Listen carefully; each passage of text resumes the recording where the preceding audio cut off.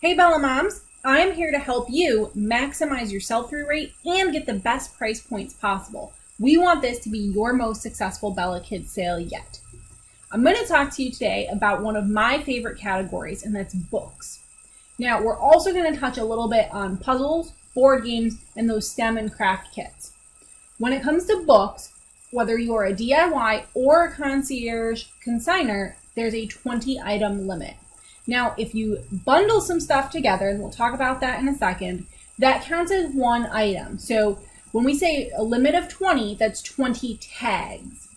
So when you're picking out your books that you want to bring in, make sure they really are the best ones out of your whole collection, that you are really maximizing and doing the best quality.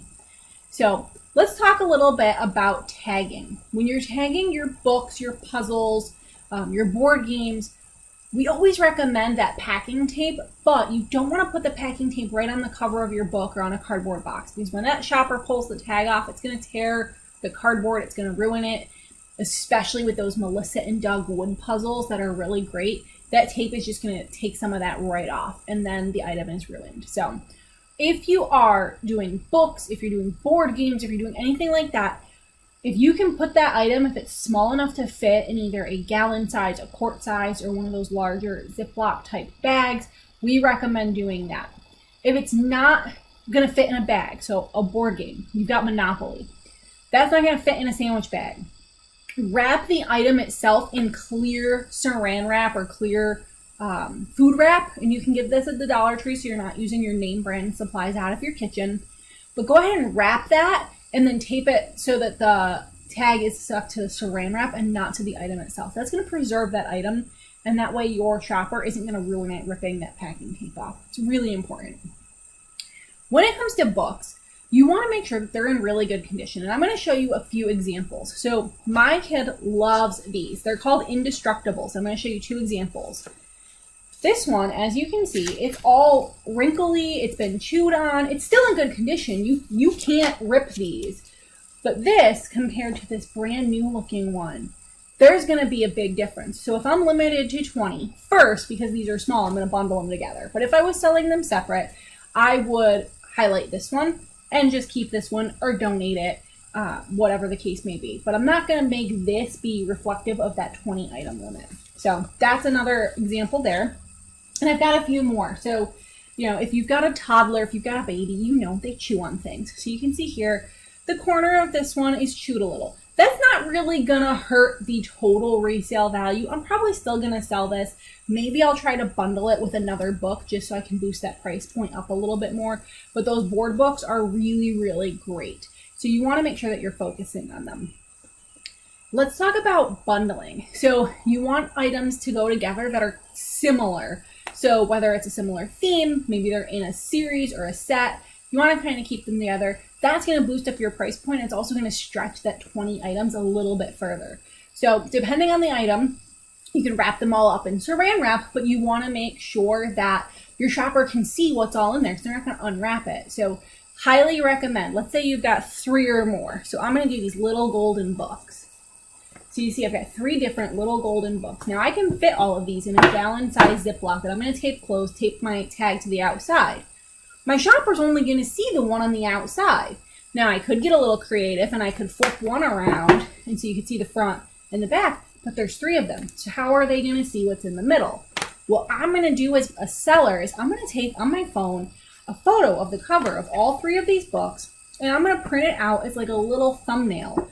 And I'm going to stick it to the outside of the bag next to the tag. So the tag doesn't just list the titles, but it's also going to have a little picture of the cover of each book. And that way, as a shopper, it's going to be really eye-catching. I'm going to pick up this Ziploc bag of these little golden books, and I'm going to see, oh, wow, I get all 3 of these titles. That's going to be really great.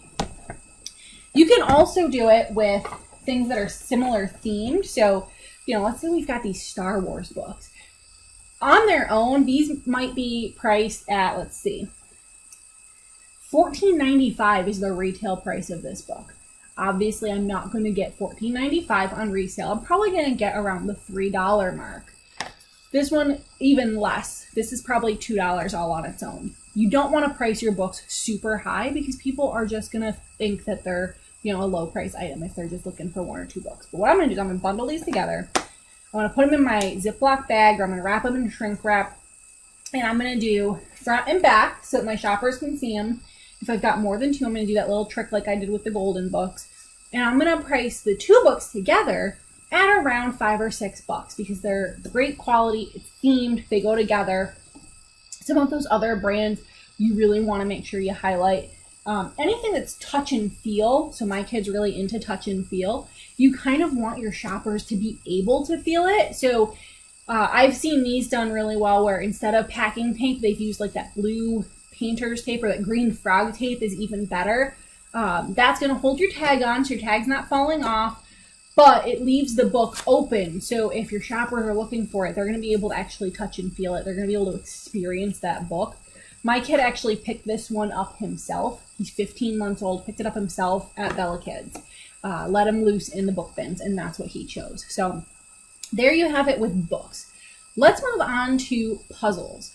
Puzzles are one of those really great items. You put it together once, and then what do you do with it? It goes in a drawer, it goes on a shelf. You don't really do a puzzle multiple times if it's like a regular jigsaw puzzle.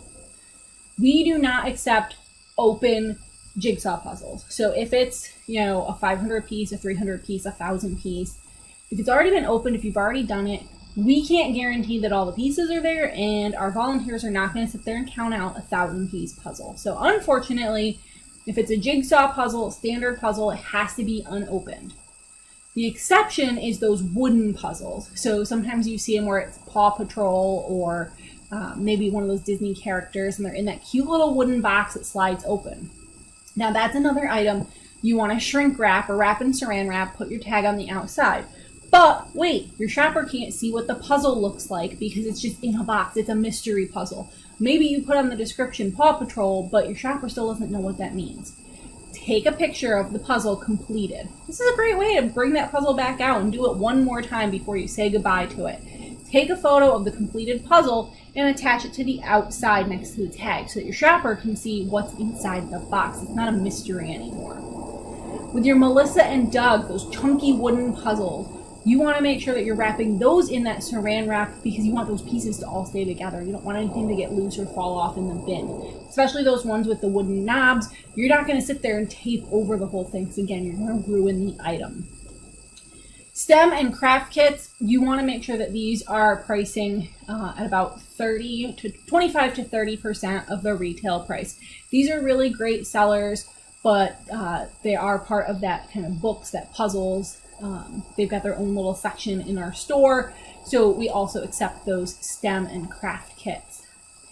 If you have any questions about this category, about your books, about the item limit, how to bundle, how to price, let us know. We are here to help you maximize your sales and make Bella Kids a successful consigning experience for you.